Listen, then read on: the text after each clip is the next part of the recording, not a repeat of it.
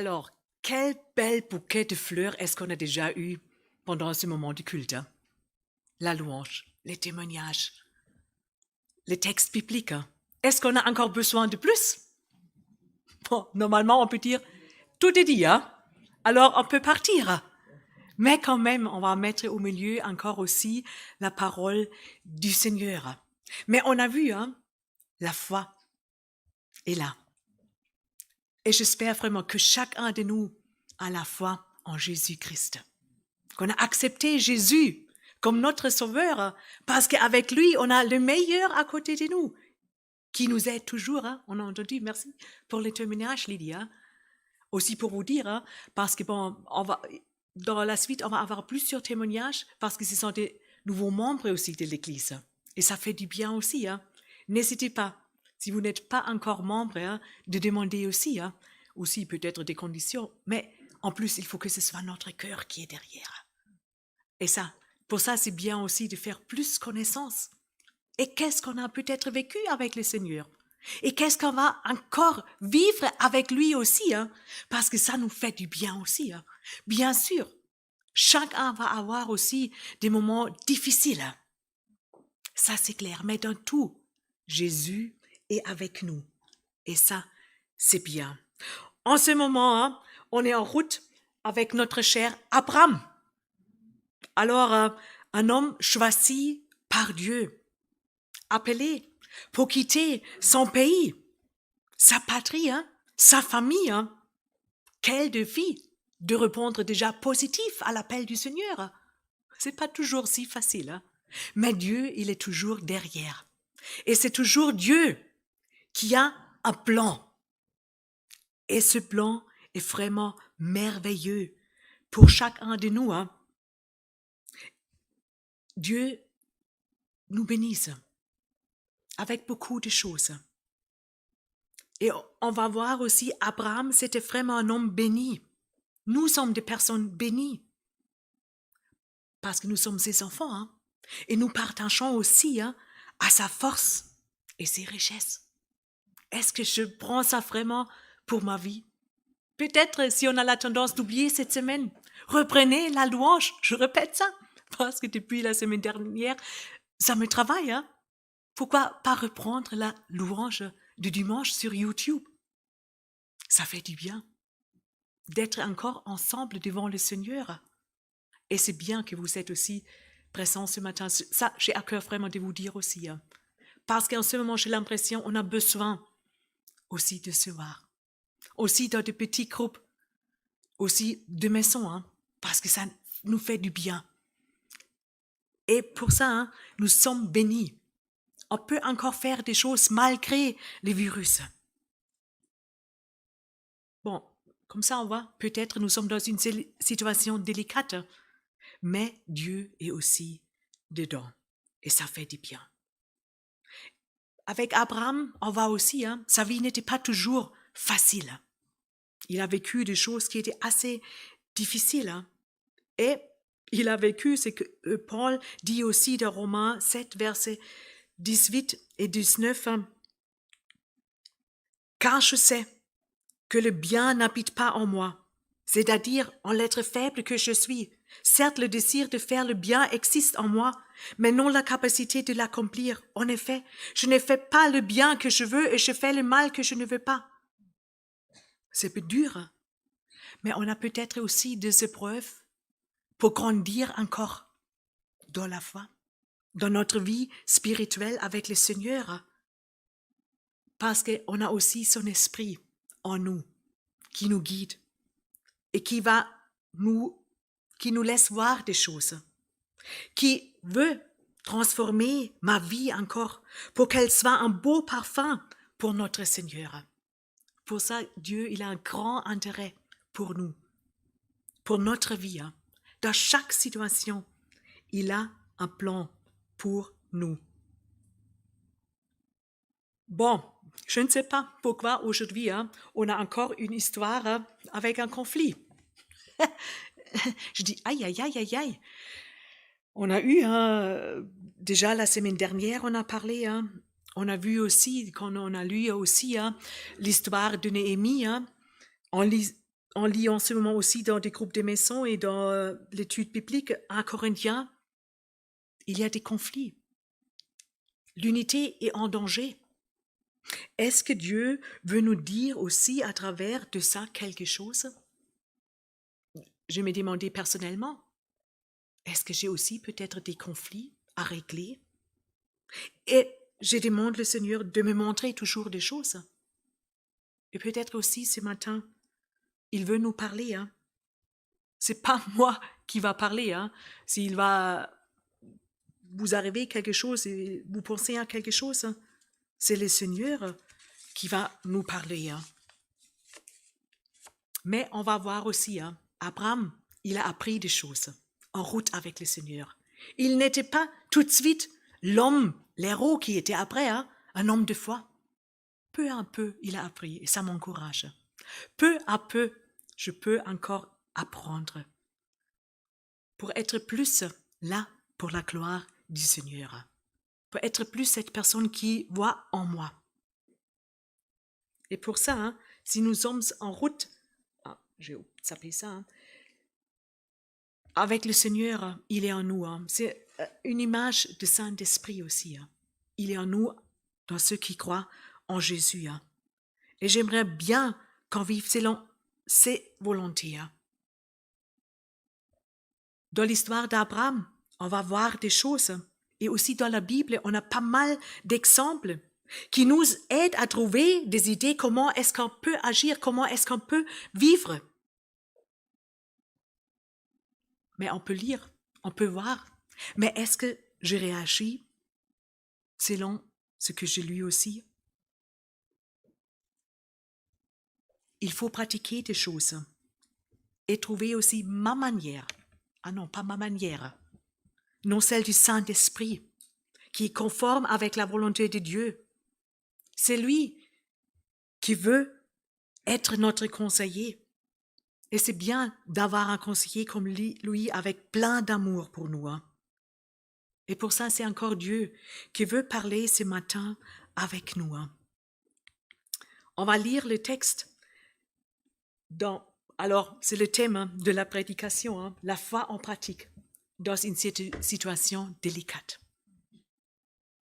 Comme je dis, hein, on a des situations délicates, mais on a toujours le Seigneur avec. Et on va voir hein, comment Abraham a réagi. Hein. Genèse 13. Abraham remonta d'Égypte vers le Negev avec sa femme et tout ce qui lui appartenait. Lot était avec lui. Abraham était très riche en troupeaux, en argent et en or. Il se rendit par étapes du Negev jusqu'à Bethel, jusqu'à l'endroit où était sa tente au début, entre Bethel et Haï, là où se trouvait l'autel qu'il avait fait la première fois. Là, Abraham fit appel au nom de l'Éternel. Lot qui voyageait avec Abraham avait aussi des brebis, des bœufs et des tentes. La région ne suffisait pas pour qu'ils habitent ensemble. En effet, leurs biens étaient si nombreux qu'ils ne pouvaient plus rester ensemble. Il y eut une dispute entre les bergers des troupeaux d'Abraham et les bergers des troupeaux de Lot. Les Cananéens et les Phéréciens habitaient alors dans le pays. Abraham dit à Lot, « Qu'il n'y ait donc pas de dispute entre toi et moi, ni entre tes bergers et les miens, car nous sommes frères. Tout le pays n'est-il pas devant toi? Sépare-toi de moi. Si tu vas à gauche, j'irai à droite. Et si tu vas à droite, j'irai à gauche. » Lot leva les yeux et vit que toute la plaine du Jourdain était entièrement arrosée. Avant que l'Éternel n'ait détruit Sodome et Gomorrhe, c'était jusqu'à Tsoar, comme un jardin de l'Éternel, comme l'Égypte. Lot choisit pour lui toute la plaine du Jourdain et se mit en route vers l'est. C'est ainsi qu'ils se séparèrent l'un de l'autre. Abraham s'installa dans le pays de Canaan, tandis que Lot s'installait dans les villes de la plaine et dressait ses tentes jusqu'à Sodome. Les habitants de Sodome étaient mauvais et péchaient beaucoup contre l'Éternel. L'Éternel dit à Abraham, après que Lot se fut séparé de lui, « Lève les yeux et de l'endroit où tu es. Regarde vers le nord et le sud, vers l'est et l'ouest. En effet, tout le pays que tu vas, je te le donnerai à toi, ainsi qu'à ta descendance pour toujours. Je rendrai ta descendance pareille à la poussière de la terre, de sorte que si quelqu'un peut compter la poussière de la terre, ta descendance aussi sera comptée. Lève-toi et parcours le pays dans sa longueur et dans sa largeur, car je te le donnerai. Abraham déplaça ses tentes et va habiter parmi les gènes de Mamré, qui sont près d'Hébron. Là, il construisit un autel en l'honneur de l'Éternel. Alors, Abraham est de retour d'Égypte avec tous ses biens. C'est quoi ça, ses biens? Alors, déjà, sa famille, hein? Sa femme d'abord, hein? Et il y a encore une troisième personne, hein? Jusqu'à ce moment, hein? On n'a pas vu ça dans l'histoire. Aujourd'hui, on lit la première fois. C'est qui est encore avec Abraham, sa femme et Lot. Lot est avec lui. Lot qui a perdu son papa. Aussi, le grand-père. Et comme ça, Abraham a pris Lot sous ses ailes quelque part.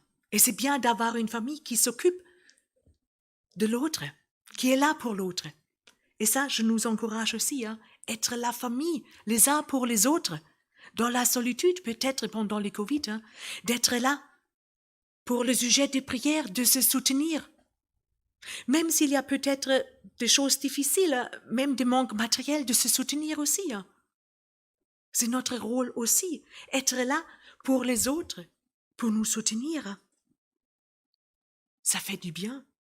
Et comme ça, on voit, waouh, cette famille est bénie. Eux sont ensemble. Et ils sont arrivés à Bethel. Et là-bas, déjà, Abraham, il a déjà construit une fois un autel. Et cette fois-ci, il est encore là-bas. Et il a fait appel à l'Éternel, comme on peut lire dans notre texte. Il a pris le temps pour son chef de sa vie. Il a pris contact avec lui. On a entendu dans le témoignage comme c'est important de rester en contact. Dans la prière, en parlant avec le Seigneur aussi, en écoutant, Seigneur, qu'est-ce que tu veux me dire en retour aussi? C'est pas seulement moi qui parle. J'aimerais bien entendre aussi la voix du Seigneur. Et là-bas, il a pris le temps pour le Seigneur. Et ça m'encourage déjà aussi pour moi personnellement, de prendre le temps pour mon chef de ma vie. Ce n'est pas écrit ce qu'il a prié. Et comme ça, on voit aussi, les prières peuvent être tellement différentes. On a des exemples dans la Bible qui peuvent nous aider. Mais je crois presque il a parlé avec Dieu de sa situation. Il a remis peut-être aussi ce qu'il avait vécu en Égypte. Il a demandé peut-être le pardon pour son désobéissance et l'incroyance aussi. Mais après, il a vu, ouais, mais Dieu, il est avec moi. Je suis encore ici. Et je crois qu'il a commencé aussi à chanter un chant de louange pour son Seigneur. Parce qu'il a vu, le Seigneur, il est toujours avec moi. Merci Seigneur, tu es toujours avec moi. Et ça fait du bien. À l'époque, il n'a pas encore dit, c'est toujours ton esprit qui est aussi avec moi. Parce que on ne parlait pas encore trop de l'esprit. Mais c'est ça pour nous. Et comme ça, on est encore déjà plus loin qu'Abraham. Comme ça, on peut dire, est-ce qu'on est encore plus béni que lui? Peut-être, mais il faut quand même vivre des choses aussi. Et Abraham, il a vu de tout ça, de toutes les difficultés, c'est Jésus qui est avec moi. Même si j'ai pris peut-être une mauvaise décision, Dieu peut changer cette mauvaise décision aussi en bien. Dieu ne nous laisse pas. Comme aussi, Joseph, il a dit à ses frères dans Genèse 50, verset 20, « Vous avez voulu me faire du mal, mais Dieu a voulu changer ce mal en bien. » peut faire cette expérience aussi. Au début, on ne voit pas ça. On voit peut-être seulement le mal dans une situation. Mais Dieu peut et veut changer. Et Paul, encore, je vais le citer dans Romains 8, verset 28, il dit, nous savons que toute chose contribue au bien de ceux qui aiment Dieu, de ceux qu'il a appelés selon son plan. Toute chose contribue au bien. Est-ce que ça, je peux croire en ce moment aussi, même dans une situation peut-être très délicate pour vous en ce moment? Est-ce que je peux croire toute chose contribue au bien? Le Seigneur est dedans et avec. Et je peux tout mettre devant lui. Et c'est bien de mettre des choses devant lui parce que ça peut nous apaiser. Ça peut nous préparer aussi pour la suite. On ne sait pas qu'est-ce que nous arrive cette semaine. Mais une chose est sûre, le Seigneur, il est là à chaque instant. Et ça fait vraiment du bien.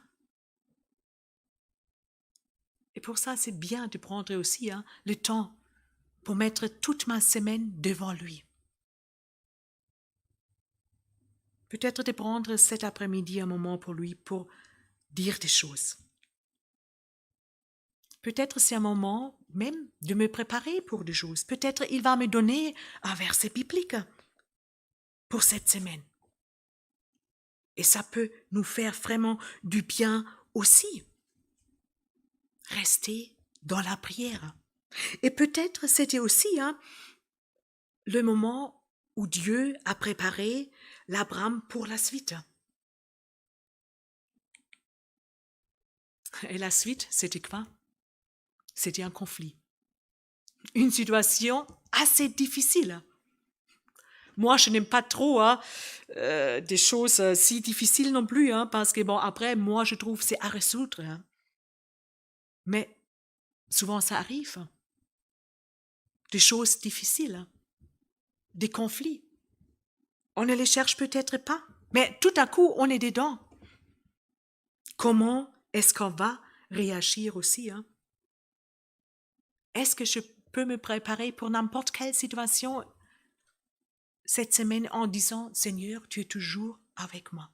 C'est toujours toi qui vas me guider. Et je te demande de me donner la sagesse dans tout ce que je vais vécu, ce que je vais vivre. Alors, devant le Seigneur. Alors, ici, il y avait une dispute entre les bergers d'Abraham et de Lot.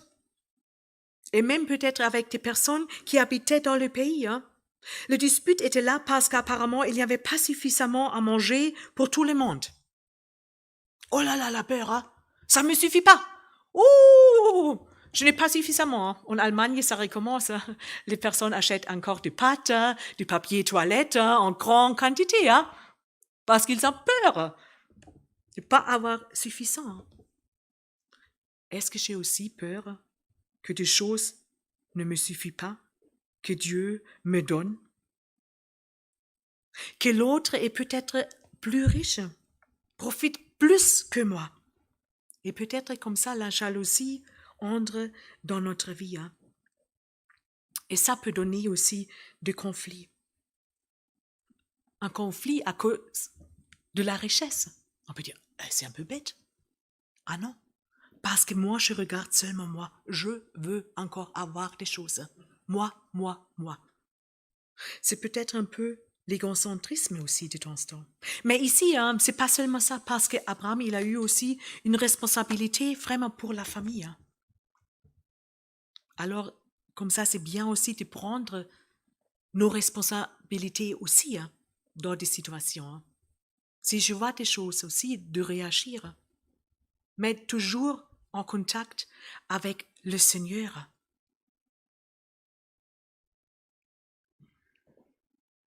Et Abraham, il a vu, la paix est en danger.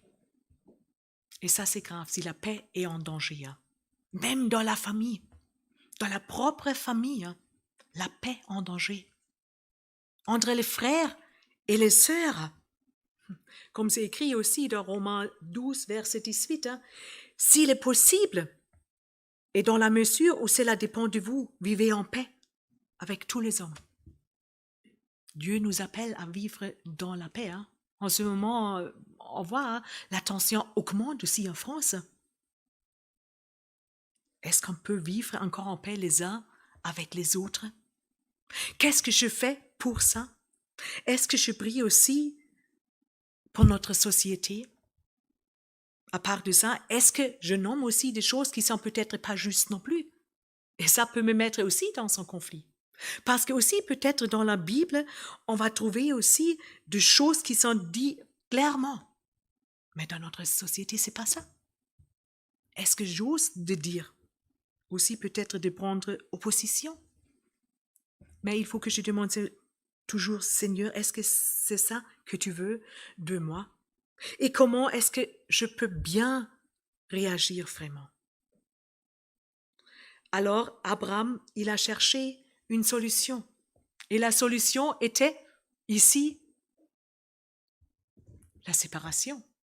On dit, ah là là, est-ce que ça pourrait être la solution, une séparation? Normalement, on aime bien être ensemble.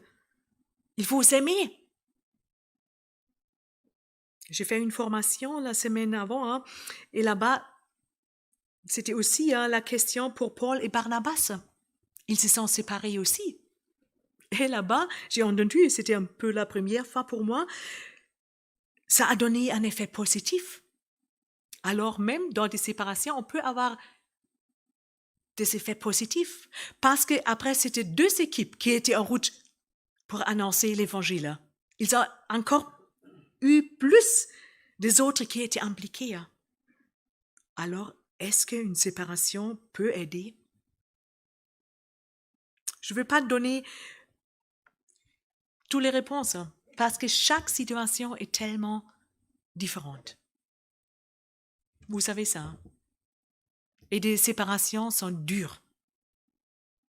Et c'est lourd à vivre. Mais est-ce que je reste vraiment dedans aussi avec le Seigneur? Est-ce que je sais, Seigneur, tu t'occupes de moi? Tu es là pour moi aussi dans ce conflit-là? On ne peut pas résoudre tous les conflits, ça c'est clair. Mais c'est bien, si on peut, de ne pas laisser les conflits non résolus.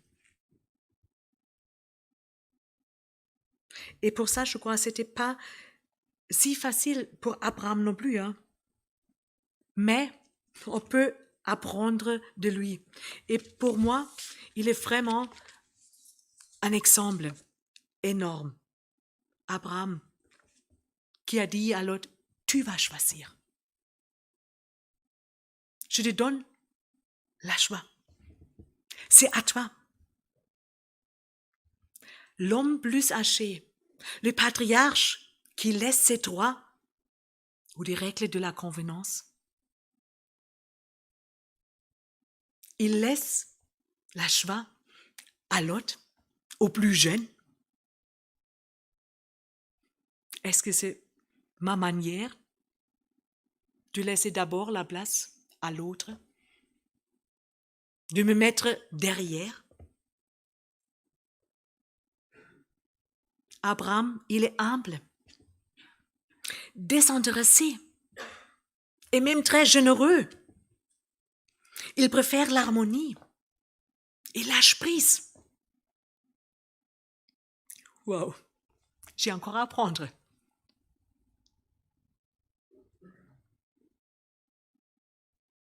Alors, c'est à nous d'apprendre d'Abraham. Peut-être aussi de rester calme, de proposer des solutions et de réfléchir. Rester humble. Pas insister sur mes droits. Bon, de temps en temps, c'est nécessaire aussi, hein, mais il faut regarder. Hein. Être généreuse, je te laisse la place. Ce qui n'est pas écrit, mais qui est important pour nous aujourd'hui aussi, c'est de regarder dans la Bible. C'est qu'elle va nous dire sur des sujets de nos disputes. Parce que dans le Nouveau Testament, on trouve aussi des réponses. c'est bien de regarder dans la Bible et de demander, Seigneur, qu'est-ce que tu vas faire dans cette situation? Encore de remettre des choses devant lui. Abraham, il était un homme béni. Il savait ce que Dieu lui a déjà promis. Tu es riche en moi. Et c'est pareil pour moi si je sais ça. Seigneur, je suis riche en toi, j'ai tout en toi.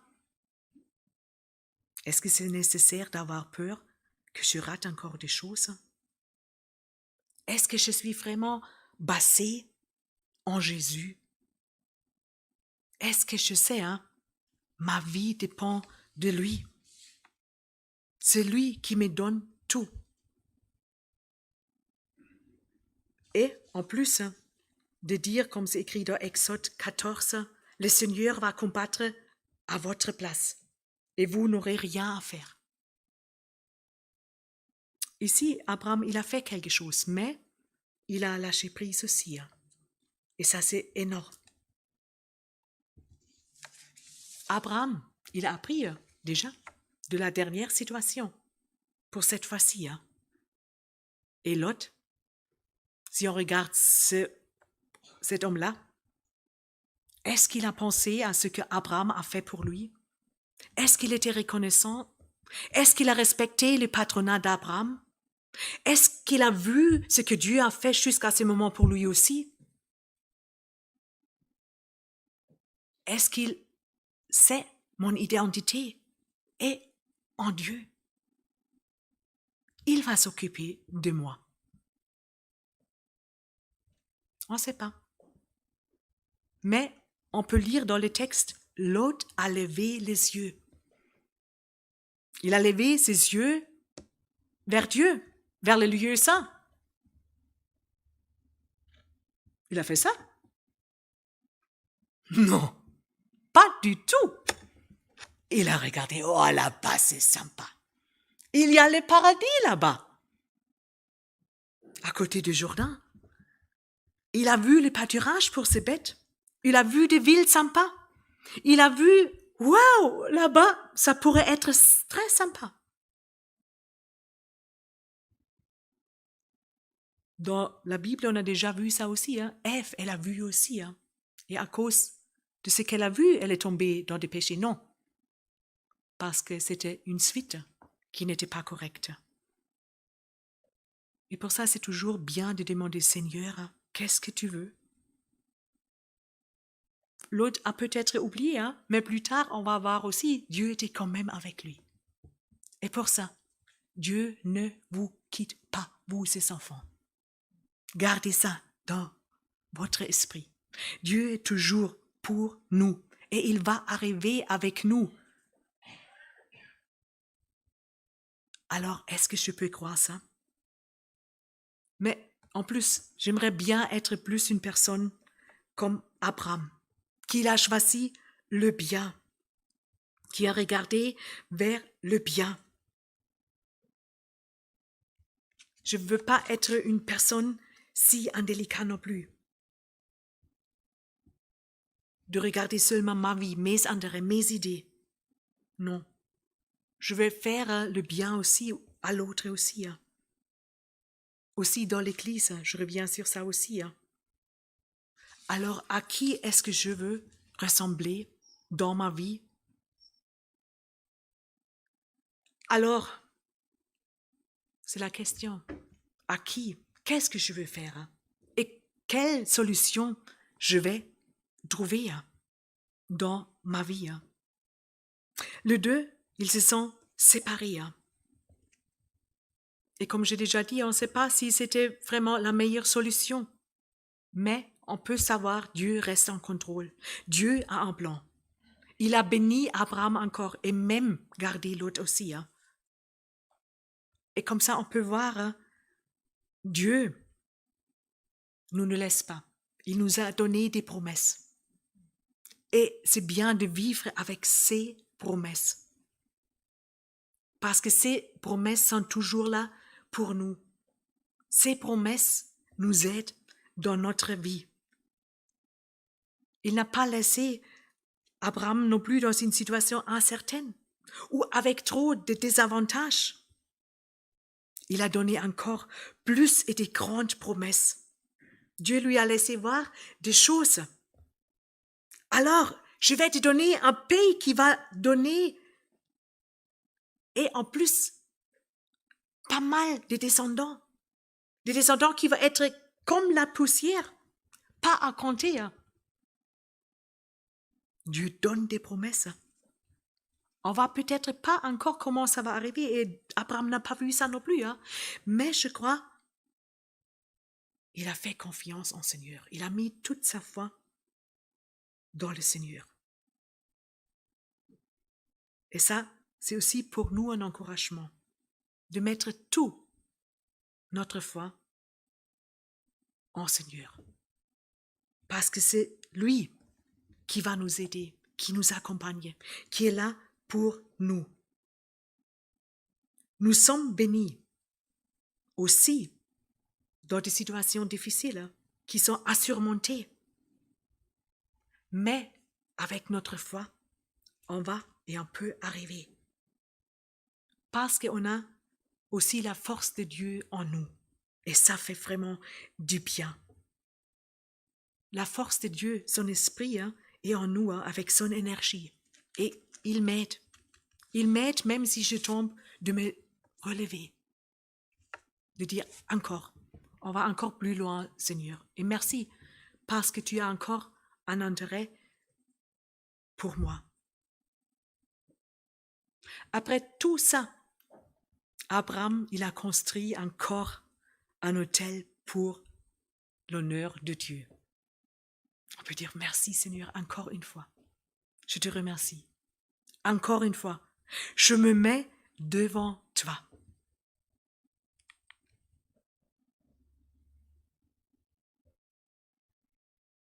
Si je pense c'est moi, à côté de cet autel, si moi je vais mettre en ce moment devant le Seigneur, qu'est-ce que je veux dire à mon Seigneur? Qu'est-ce que je veux lui demander peut-être pour ma vie, peut-être pour des situations assez délicates? Qu'est-ce que je lui demande? C'est bien d'être précise aussi, de dire oui Seigneur, je suis devant toi. Je te dis des choses. Je vais tout mettre devant toi. On va prendre un moment en silence pour que Dieu puisse parler avec nous. Demandons-nous, Dieu, qu'est-ce que tu veux? Quelle direction à prendre pour moi? Vous savez, vous connaissez vos situations. Et je vous encourage même, si des situations sont peut-être trop lourdes, venez voir un frère, une sœur, pour prier ensemble. Prenez un rendez-vous, ça fait du bien. Nous sommes là pour nous encourager aussi mutuellement. Prenez aussi le chemin vers la parole du Seigneur. Seigneur, qu'est-ce que tu veux me dire? Comment est-ce que je peux trouver de l'aide aussi dans ta parole? Prenons-nous un moment en silence devant le Seigneur.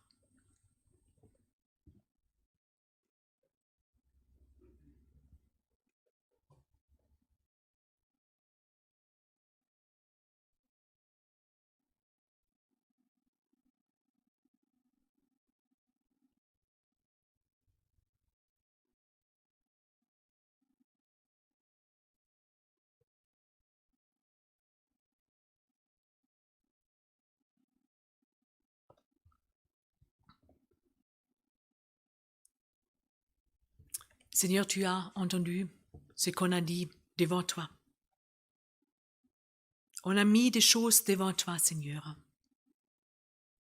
Et on est sûr que tu as écouté des prières et tu t'occupes de chaque chose, de chaque situation. Merci, Seigneur. Parce que tu veux le bien pour nous. Tu ne veux pas qu'on reste dans des difficultés. Non. Tu veux qu'on puisse vivre en paix avec toi, avec les autres. Seigneur, merci, vraiment, pour tes bienfaits pour nous. Merci pour tes bénédictions. Aide-nous de voir ça. Qu'est-ce que tu nous donnes? Comme nous sommes riches, malgré peut-être, il nous manque aussi des choses.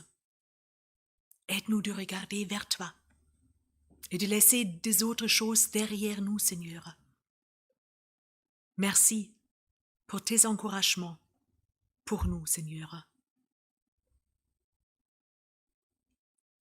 Et Seigneur, je prie peut-être pour des personnes qui ont des grands soucis en ce moment, Seigneur. Tu peux intervenir dans cette situation. Tu sais que cette personne peut être un besoin, aussi une guérison à l'extérieur, à l'intérieur, Seigneur. Merci. C'est toi qui s'occupe de ça. Merci, Seigneur. Amen. Je lis ce matin encore un verset et avec ça, je vais finir aussi la prédication. Comme ça, c'est pas encore écrit. Michée 6, verset 8. On te l'a enseigné, ô homme, ce qui est bien de ce que l'Éternel attend de toi. C'est que tu te conduises avec droiture, que tu prennes plaisir à la bonté et que tu vives dans l'humilité avec ton Dieu. Que Dieu nous aide et va nous bénir cette semaine. Amen.